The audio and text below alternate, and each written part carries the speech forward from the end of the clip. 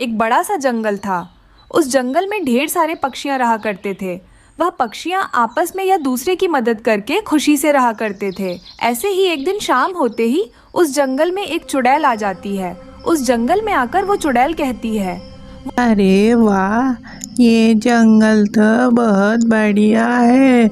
मुझे तो खाने के लिए बहुत कुछ मिल सकता है। पिछले जंगल में तो मैंने सारे पक्षियों को खा लिया था।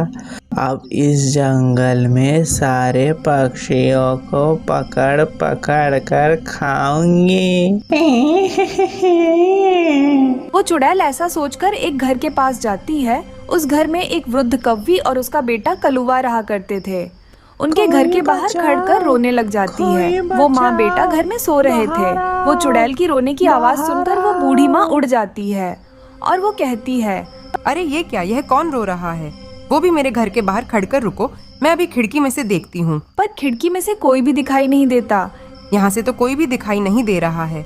रुको, मैं बाहर जाकर देखती हूँ, कोई पक्षी होगी। ऐसा सोचकर वह बूढ़ी माँ बाहर जाती है। बाहर जाते ही वो चुड़ैल को देखकर बहुत डर जाती है। वो तुरंत वहाँ से भागने की कोशिश करती है, पर वो चुड़ैल वो बूढ़ी माँ को पकड़कर खा जाती है। उसकी माँ की चिल्लाने की आवाज सुनकर कलुआ कौवा नींद से उठ जाता है। माँ कहाँ गई हो तुम इतनी रात पर? वो भी बाहर जाता है। बाहर जाते ही चुड़ैल उसे भी पकड़कर खा जाती है। ये सब दूर बैठा हुआ ये कबूतर देख लेता है। देखकर बहुत डर जाता है और वो कहता है, अरे बाप रे, ये तो चुड़ैल है। मैं तो बस पानी पीने के लिए आया था। अब मैं क्या करूं? मैं तो कलुआ कौवे को और उसकी माँ को जाकर बचा भी नहीं सकता। वो चुड़ैल मुझे देख लेगी तो खा जाएगी। एक काम करता हूँ, सुबह होते ही सारी पक्षियों को चुड़ैल के बारे में आगाह कर देता हूँ। ऐसा सोचकर वो कबूतर जैसे तैसे अपनी जान बचाकर वहां से भाग जाता है। ऐसे ही सुबह हो जाती है। सुबह होते ही वो कबूतर सीधा उड़कर सारे पक्षियों के पास जाता है और वो उनसे कहता है, दोस्तों हमारे जंगल में कल रात एक चुड़ैल आ गई है और वो बूढ़ी अम्मा जी को और उनके बेटे को खा चुकी है। अब हमें कुछ ना कुछ करना पड़ेगा, वरना वो हमको और हमारे बच्चों को खा जाएगी। कबूतर भैया, क्या आप सच कह रहे हो? मेरे अंडे में से तो अभी अभी एक बेटी निकली है। अब मैं उसे कहाँ लेकर जाऊंगी? वो तो उड़ भी नहीं सकती। मुझे तो लगता है ये कबूतर पागल हो गया है। हमारी जंगल में चुड़ैल कहाँ से आ सकती है?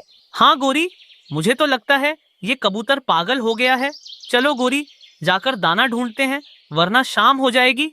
अरे दोस्तों, तुम लोगों को मेरे बातों पर भरोसा नहीं है तो चलो मेरे साथ, मैं दिखाता हूँ तुम्हें। ऐसा कहकर कबूतर कलुआ कौवे के घर पर लेकर जाता है। ये देखो दोस्तों, उनके पंख। मैंने बोला था ना, चुड़ैल आकर उन दोनों को खा चुकी है। रानू बहन, अब हमें ही कुछ ना कुछ करना पड़ेगा, वरना ये चुड़ैल हम सबको भी खा जाएगी। हाँ दोस्तों, हमें ही कुछ ना कुछ करना पड़ेगा। मेरे पास एक उपाय है। ऐसा कहकर रानू चिड़िया सारी बात बताने लगती है कि शाम होते ही क्या क्या करना है। ऐसे ही शाम हो जाती है। शाम होते ही कबूतर और कालू कौवा चुड़ैल को ढूंढने लगते हैं। ढूंढकर वो सीधा चुड़ैल के पास जाते हैं और वो चुड़ैल से कहते हैं, चुड़ैल जी, क्या आपको भूख लगी है? भूख लगी है तो आओ, आकर हम लोगों को पकड़कर खा जाओ। क्यों नहीं, मैं तुम्हें और तुम्हारे बच्चों को पकड़ पकड़ कर एक एक को चबा चबा कर खा जाऊंगी। ऐसा कहकर वो चुड़ैल उनके पीछे पड़ जाती है। अरे कबूतर जल्दी भाग, वरना ये चुड़ैल हम दोनों को पकड़कर खा जाएगी। दूसरी तरफ रानू चिड़िया और बाकी पक्षी सब मिलकर मंदिर जाते हैं। मंदिर जाकर सब लोग पूजा करने लगते हैं। कबूतर और कालू मिलकर उस चुड़ैल को बंद पड़ा हुआ एक घर में ले जाकर उसे बंद कर देते हैं और खिड़की से कबूतर और कालू बाहर आ जाते हैं। निकालो, मुझे यहाँ से बाहर निकालो, मैं तुम लोगों को छोड़ूंगी नहीं। तभी वहाँ पर रानू चिड़िया गंगा जल लेकर आती है। लेकर आते ही वो सीधा उस घर पर डालने लगती है। गंगा जल डालते ही कुछ देर बाद वो चुड़ैल आग में जलकर भस्म हो जाती है। इस तरह सारे पक्षी मिलकर उनके बच्चों को बचा लेते हैं और उस चुड़ैल का खात्मा करते हैं और उस जंगल में फिर से आराम से रहने लगते हैं। टुन्नू चिढ़ा और रानू चिड़िया बहुत गरीब पक्षी थे। टुन्नू जंगल में लोहा इकट्ठा करके लोहे को बेचकर अपना घर चलाता था और अपनी बेटी गुड़िया को भी सरकारी स्कूल में पढ़ाता था। उस जंगल के आखिरी हिस्से में एक बंद पड़ी रेलगाड़ी थी। रेलगाड़ी के पास ही रानू चिड़िया का टूटा फूटा घर था। हर रोज की तरह रानू चिड़िया जल्दी से उठकर अपनी बेटी को स्कूल भेजने के लिए तैयार कर रही थी। टुन्नू चिड़ा हर रोज की तरह छोटा मोटा लोहा ढूंढने के लिए रेलगाड़ी के अंदर जाता है। कालू कौवा आता है। टुन्नू, यहाँ क्या कर रहे हो? रेलगाड़ी के अंदर का लोहा चुरा रहे हो? कालू, इसमें चोरी करने की क्या बात है? ये रेलगाड़ी कब से बंद पड़ी है? अच्छा, सही बात है। वैसे भी यहाँ की चीजें किसी को काम नहीं आएंगी। अगर तुम्हें काम आ रही हैं तो तुम ही ले जाओ। कालू कौवा वहाँ से चला जाता है। टुन्नू चिड़ा वहाँ से थोड़ा बहुत लोहा लेकर घर वापस चला जाता है। रानू चिड़िया अपनी बेटी को स्कूल भेजकर घर का काम कर रही थी। टुन्नू जी, क्या आज आपको लोहा मिला? नहीं रानू, आज उतना ज्यादा लोहा नहीं मिला, बस छोटे छोटे लोहे के टुकड़े मिले। वैसे टुन्नू जी, बारिश कभी भी हो सकती है। हमें जल्दी से अपने घर की मरम्मत करनी होगी। हाँ रानू, लेकिन अब तो मेरे पास इतने पैसे नहीं हैं। थोड़े दिन बाद जब लोहा बेचकर पैसे आ जाएंगे तो मैं हमारे घर की मरम्मत करवा दूंगा। दूसरे दिन दोपहर को जोरदार बारिश शुरू हो जाती है। बारिश के कारण गुड़िया स्कूल से वापस घर आ जाती है और टुन्नू भी जल्दी से घर लौट आता है। तभी उनका घर बारिश सहन नहीं कर पाता और टूट जाता है। टुन्नू जी, हमारा घर टूट गया। अब हम अपनी बेटी गुड़िया को लेकर कहाँ जाएंगे? रानू, अब मुझे भी कुछ समझ नहीं आ रहा है। शायद हमारे नसीब में यही लिखा है। तभी बारिश में कालू कौवा एक छाता लेकर जा रहा होता है। वो उन्हें देखकर उनके पास आता है। अरे टुन्नू, तुम्हारा घर तो बारिश में टूट गया है। अब तुम क्या करोगे? अपनी बीवी और बेटी को लेकर कहाँ जाओगे? पता नहीं कालू, मुझे क्या करना चाहिए, अब कुछ भी समझ में नहीं आ रहा। टुन्नू, क्यों ना तुम अपनी बीवी और बेटी को लेकर मेरे घर आ जाओ। नहीं कालू, तुमने मेरे लिए इतना सोचा, यही काफी है। अगर आज हम तुम्हारे घर में रहेंगे तो कल भी बारिश शुरू होगी, तब हम कहाँ जाएंगे? घर बनाने में बहुत समय लगेगा। हाँ टुन्नू, तुम सही कह रहे हो। ठीक है, जाने दो, ये छाता तो रख लो। कालू कौवा उन्हें छाता देकर चला जाता है। टुन्नू जी, आपने 2 दिन पहले कहा था ना कि हमारे घर के पास ही एक टूटी फूटी रेलगाड़ी है। क्यों ना हम तीनों बारिश रुकने तक उसी के अंदर रहे। अरे वाह रानू, तुमने तो बहुत अच्छा उपाय बताया। जल्दी से चलो, हम अभी चलते हैं, वरना गुड़िया बारिश में भीगकर बीमार पड़ जाएगी। टुन्नू उन्हें रेलगाड़ी के अंदर ले आता है। फिर वो छाता लेकर अपने टूटे हुए घर से ज़रूरत का सामान ले आता है, जैसे कि चूल्हा, बर्तन और कुछ खाने की चीज़ें। रानू चिड़िया अपने पति और बेटी के लिए उस ट्रेन में ही खाना बनाती है। उस रात वे तीनों भोजन करके आराम से सो जाते हैं। दूसरे और तीसरे दिन लगातार बारिश होती रहती है। रानू, ये रेलगाड़ी कई दिनों से बंद पड़ी है। यहाँ कोई आता जाता भी नहीं। क्यों ना इसी में हम हमेशा के लिए अपना घर बना लें।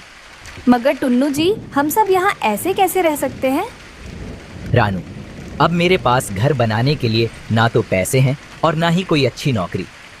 हाँ टुन्नू जी, वैसे यहाँ हम सुरक्षित रह सकते हैं।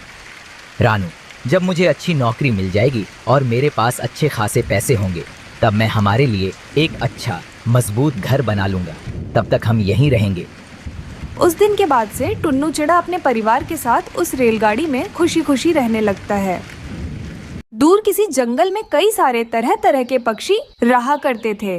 वो सभी पक्षी उस जंगल में बहुत ज़्यादा खुश थे, क्योंकि उस जंगल में खाने पीने की कोई कमी नहीं थी। इसीलिए उस जंगल के पक्षी सब बेफिक्र रहते थे। उसी जंगल में रहने वाली रानू चिड़िया एक कमज़ोर घर में रहती थी। ऐसा करती हूँ, पहले भोजन ढूंढ कर ले आती हूँ। क्या पता सारे पक्षी अपना अपना भोजन लेकर चले जाएं, फिर बाद में मुझे भोजन ही ना मिले। ऐसा सोचकर रानू जंगल में भोजन लेने के लिए चली जाती है। उसके जाते ही जोरों की बारिश शुरू हो जाती है। चिड़िया का घोंसला कमज़ोर होने के कारण हवाओं के वजह से ज़ोर ज़ोर से हिलने लगता है और नीचे गिर के टूट जाता है। जब चिड़िया लौट आकर अपने टूटे हुए घोंसले को देखती है तो वो चौंक जाती है। हे ऊपर वाले, मेरा घोंसला तो टूट गया। अब मैं क्या करूँगी? मैं कहाँ रहूँगी? कोई भी पक्षी मुझे अपने घर में नहीं रखेगा। हे ऊपर वाले, मेरे साथ क्या हुआ है? मेरे साथ बहुत बुरा हुआ। अब मुझे समझ में नहीं आ रहा है कि अब मैं क्या करूं। हमारे जंगल में तो सूखी लकड़ियां नहीं मिलेगी। घर बनाने के लिए अब मुझे एक काम करना पड़ेगा, मुझे दूसरे जंगल जाना पड़ेगा। इतनी तेज़ बारिश में मैं अभी दूसरे जंगल नहीं जा सकती, मुझे कल सुबह ही दूसरे जंगल जाना पड़ेगा। फिर रानू किसी तरह एक पत्ते के नीचे रात बिताती है। फिर चिड़िया सुबह होते ही दूसरे जंगल के लिए निकल जाती है। उस जंगल में कालू और गोरी दो दुष्ट कौवे रहते थे। वो दोनों काफ़ी ज़्यादा आलसी थे। वो अपने लिए घर भी नहीं बनाते थे और भोजन तो दूसरे पक्षियों से चुरा कर खाते थे। कालू जी, आप हमारे लिए पक्का घर कब बनाओगे? हमेशा घोंसले में सोते रहते हो। गोरी, तुम्हें तो पता है मैं बहुत आलसी हूँ। वैसे भी हमको घर बनाने की क्या जरूरत है? अगर कोई पागल पक्षी मेहनत करके घर बनाएगा तो हम दोनों उसे डरा धमका कर उसका घर कब्जा कर लेंगे।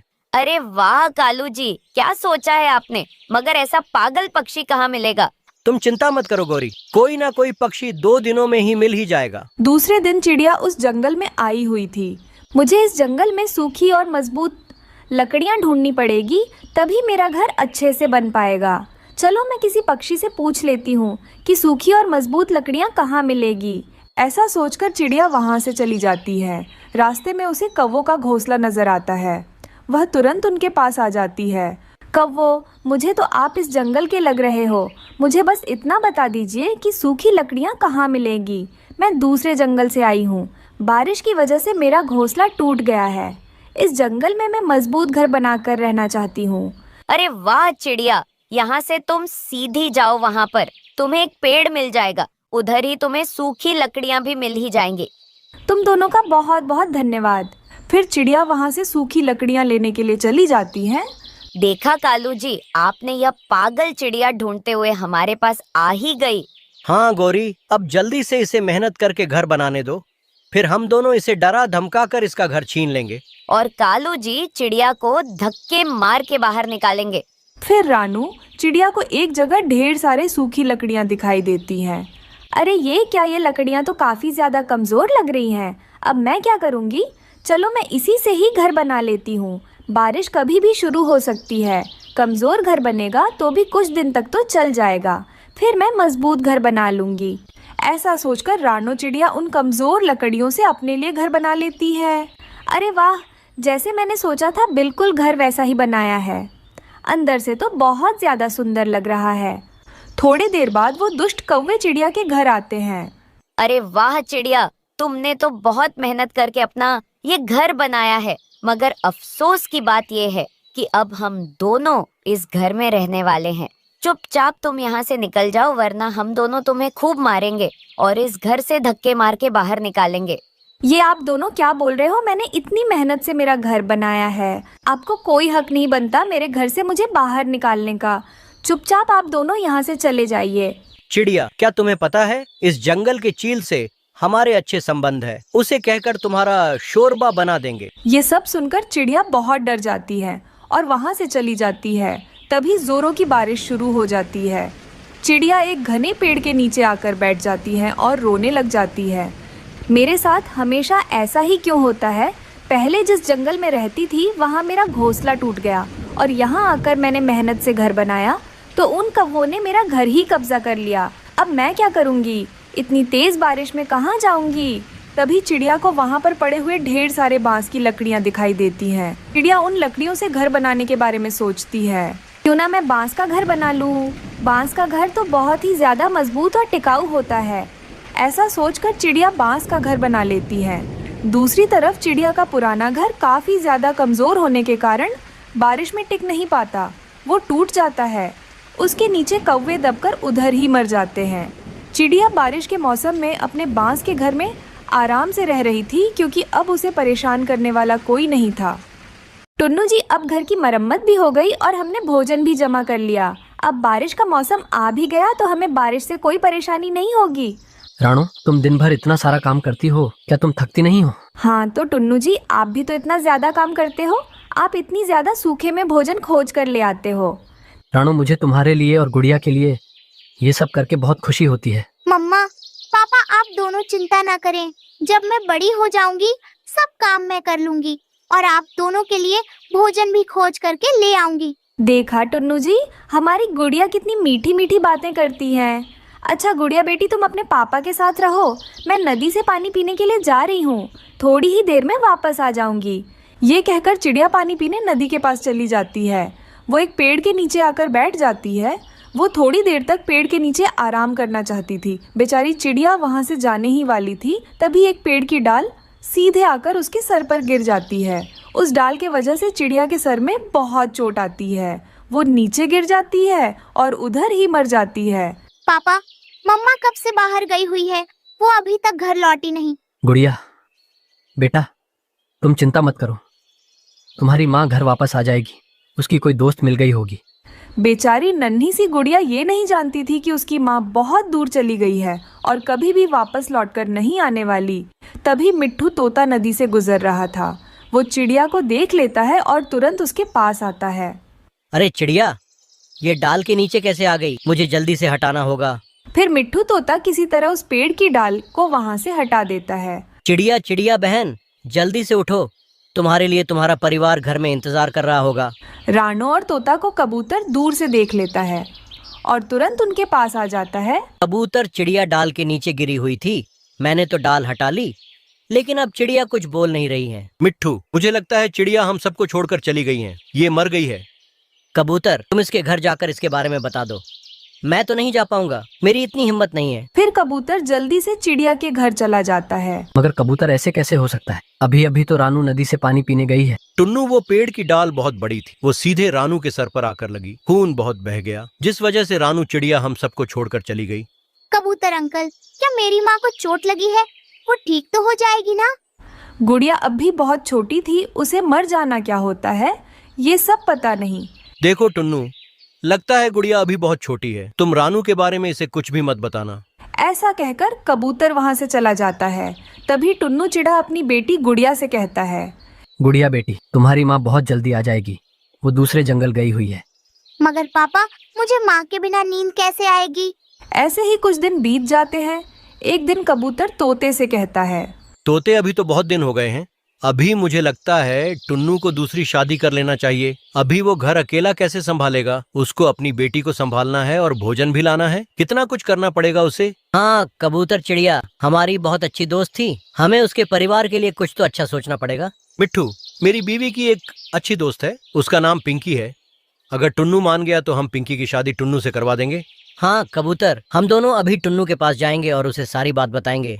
फिर कबूतर और मिट्ठू तोता टुन्नू के घर आते हैं। ये तो मेरे लिए बहुत मुश्किल होगा। गुड़िया तो उसे अपनी माँ कभी नहीं मानेगी। टुन्नू, तुम बड़े हो और समझदार भी, गुड़िया अभी बहुत छोटी है, वो समय के साथ साथ उस चिड़िया को अपनी माँ मान लेगी। फिर टुन्नू चिड़ा भी मान जाता है। वो सब मिलकर टुन्नू की शादी पिंकी चिड़िया से करवा देते हैं। पिंकी, वो गुड़िया तो बहुत छोटी है, अगर उससे कोई भूल हो जाए तो उसे माफ कर देना और उसका अच्छे से ध्यान रखना। मैं भोजन ले आऊंगा, तुम गुड़िया और घर का ध्यान रखना। हाँ टुन्नू जी, मैं गुड़िया का बहुत अच्छे से ध्यान रखूंगी, मैं सब संभाल लूंगी, आप बेफिक्र रहिए। फिर टुन्नू पिंकी को अपने घर ले आता है। पापा, पापा, ये आपके साथ कौन है? गुड़िया बेटी, ये आपकी दोस्त है, आपकी मम्मा ने आपके लिए भेजा है। पापा, मम्मा कब वापस आएगी? उनके बिना तो मुझे रातों को नींद नहीं आती। गुड़िया बेटी, तुम मेरे साथ सो जाना, मैं तुम्हें नए नए कहानियाँ भी सुनाऊंगी। अच्छा, मेरी दोस्त, मुझे पानी पीना है, क्या तुम मेरे साथ नदी पर चलोगी? हाँ गुड़िया बेटी, तुम चलो मेरे साथ नदी के पास, आज मैं तुम्हें पानी पिलाती हूँ। फिर पिंकी गुड़िया को नदी के पास ले जाती है। वहाँ गोरी और कालू कौवा पहले से बैठे हुए थे। अरे वाह रानो, चिड़िया को मरे हुए तो 4 दिन भी नहीं गुजरे। टुन्नू ने नई शादी कर ली। कैसे कैसे पक्षी रहते हैं इस जंगल में। कौन है आप, और आप छोटी बच्ची के सामने ऐसी बातें क्यों कर रही हो? हम रानू के अच्छे दोस्त हैं। तुम कौन हो? तुम कहाँ से आई हो? हम पे सवाल क्यों कर रही हो? गुड़िया बेटी, तुम्हारी माँ रानू मर गई है, अब वो कभी तुम्हारे पास वापस लौट कर नहीं आएगी। तुम चुप हो जाओ काली कव्वी, छोटी सी बच्ची के सामने क्या क्या बोल रही हो? गोरी आंटी, आप बताओ, मेरी माँ कहाँ है? पापा ने तो बताया है मेरी माँ दूसरे जंगल गई हुई है, वह जल्दी ही वापस आ जाएगी। गुड़िया, सब झूठ है, तुम्हारी माँ मर गई है और तुम्हारे पापा ने दूसरी शादी इस चिड़िया से कर ली। ये सब बातें गुड़िया को बोलकर कालू और गोरी वहाँ से चले जाते हैं। आप सब ने मुझसे झूठ क्यों बोला? मुझे अभी मेरी मम्मा चाहिए। आप सब मुझे मेरी मम्मा के पास ले चलो, मैं आपके साथ नहीं रहूंगी। गुड़िया मेरी जान, मैं आपकी मम्मा की तरह ही आपसे प्यार करूंगी, आपसे कभी झूठ नहीं बोलूंगी। फिर पिंकी चिड़िया जल्दी से गुड़िया को घर लाती है। घर आते ही गुड़िया अपनी माँ को याद करके रोते हुए सो जाती है। आधी रात को गुड़िया के सपने में उसकी माँ रानो चिड़िया आती है। गुड़िया बेटी, तुम्हारी नई मम्मा बहुत ही अच्छी हैं। मैंने ही उन्हें भेजा है। तुम उनसे प्यार से रहो और हर बात मानो। मैं कभी वापस लौटकर नहीं आ पाऊंगी। मैं बहुत दूर चली गई हूँ। अपनी माँ को सपने में देखकर गुड़िया तुरंत आंखें खोलती है। माँ, माँ, आप कहाँ हो? आप जो बोलोगी मैं वही करूँगी। फिर गुड़िया जल्दी से अपनी नई माँ के गले लग जाती है। पापा, माँ, आप दोनों मुझे माफ कर दो। आज के बाद से मैं आप दोनों की बात मानूंगी माँ। आज के बाद से आप ही मेरी माँ हो। उस दिन के बाद से वो परिवार फिर से खुशी खुशी से रहने लगता है। जंगल में बढ़ती हुई ठंड के साथ साथ कौवा और कौवी में लड़ाई भी बढ़ गई थी। कालू, आज मैं तुम्हारे घोंसले में सोऊंगी। मेरे घोंसले में मुझे सारी रात ठंड लगती रहती है। ना ना, अपने घोंसले में ही रहो। मैंने बहुत मुश्किल से अपने घोंसले में सूखी घास लगाई है। ऐसे सारे काम पापा पक्षी ही करते हैं। सबके घोंसले गर्म है और एक मैं ही हूँ कि ठंड में मर रही हूँ। मैं तो जा रही हूँ चिड़िया के घर। आज मैं वहाँ ही सो जाऊंगी। जाओ जाओ, चिड़िया तुम्हें अपने घर में रखेगी तो फिर ही ना। मगर गोरी कौवी ठंडी रात में अपने घर से निकलती है। वो चिड़िया के दरवाजे पर दस्तक देती है। गोरी, तुम इस समय? चिड़िया बहन, आज की रात मुझे अपने घर में सो लेने दे। मेरी कालू से लड़ाई हो गई है। गोरी बहन, मेरे पास 2 ही घोंसले हैं। एक में मेरे बच्चे सोए हुए हैं और दूसरे में मैं सोती हूँ। चिड़िया बहन, अब अगर मैं वापस गई तो कालू मेरा बहुत मजाक उड़ाएगा। प्लीज आज की रात चिड़िया। फिर चिड़िया अपने बच्चों को अपने साथ लिटा लेती है और वो घोंसला गोरी कौवी को दे देती है। ये घोंसला तो बहुत गर्म है। मजा ही आ गया तुम्हारे घोंसले में लेटने का। इस घोंसले में मैंने गर्म बिस्तर बिछाया हुआ है। मेरी माँ ने दिए थे मुझे गर्म बिस्तर। फिर गोरी सो जाती है। वो रात गोरी कौवी बड़े आराम से सोती है। दोनों पति पत्नी दिन आवारा घूमने में गुजार देते हैं और जब रात होती है तो गोरी कौवी फिर से चिड़िया के घर जाती है। चिड़िया चिड़िया, आज फिर मेरी कालू से लड़ाई हो गई है। चिड़िया घर के अंदर से ही आवाज देती है। मगर आज मैं तुम्हें अपने घर में नहीं आने दूंगी। बच्चे बड़े हो गए हैं। मुझे बच्चों के साथ नींद नहीं आती। तुम जाओ यहाँ से। छोटी चिड़िया, बड़ी बातें करने लगी है तू। मुझे भी गोरी कहते हैं। गुस्से में गोरी वहाँ से चली जाती है। मैं ना कहता था, आज तो चिड़िया कभी भी तुम्हें नहीं रखेगी। बड़ा आया, सो जा चुप करके। दूसरे दिन गोरी कौवी चिड़िया के घर के पास छुप कर बैठ जाती है। जब चिड़िया अपनी बच्चों के साथ नदी पर पानी पीने जाती है तो गोरी कौवी खिड़की के रास्ते चिड़िया के घर में घुस जाती है और चिड़िया के दोनों घोंसलों में पानी गिरा देती है। अगर मुझे इन घोंसलों में नहीं सोने दोगी तो चिड़िया की बच्ची तुम भी नहीं सोगी। गोरी वहाँ से भाग जाती है। रात को जब चिड़िया और उसके बच्चे घोंसले में लेटते हैं तो घोंसले गीले थे। मम्मा, मम्मा, हमारा घोंसला गीला है। ये बहुत ठंडा है। मेरा घोंसला भी गीला है। हमारे घोंसलों में पानी किसने गिराया होगा? मम्मा, कल रात आपने गोरी आंटी को घर में आने से मना किया था। यह काम जरूर गोरी आंटी ने ही किया होगा। हाँ, ये काम जरूर उस गोरी की बच्ची का ही है, मगर मैं भी उसे सजा जरूर दूंगी। दूसरे दिन चिड़िया झाड़ियों वाले जंगल जाती है और वहाँ से एक ऐसी झाड़ी के पत्ते तोड़ती है जिनको छू लेने से शरीर पर खुजली शुरू हो जाती है। गुड़िया और कुकू, अब देखना वो गौरी ठंड की रात में भागती फिरेगी। चिड़िया वो पत्ते एक घोंसले में बिछा देती है। कुकू बेटा, जाओ और गोरी को बताओ कि आज वो हमारे घर में सो सकती है। मम्मा, मम्मा, गोरी आंटी का शरीर सुर्ख हो जाएगा इन पत्तों पर लेटकर। कुकू जल्दी से गोरी कौवी की तरफ जाता है। आंटी, आंटी, मम्मा ने भेजा है। मम्मा कहती हैं कि आज रात आप हमारे घर में सो जाएं। तो फिर मान गई तुम्हारी। मम्मा मैं ना कहती थी। मुझे भी गोरी कहते हैं। गोरी कुकू के साथ जाती है।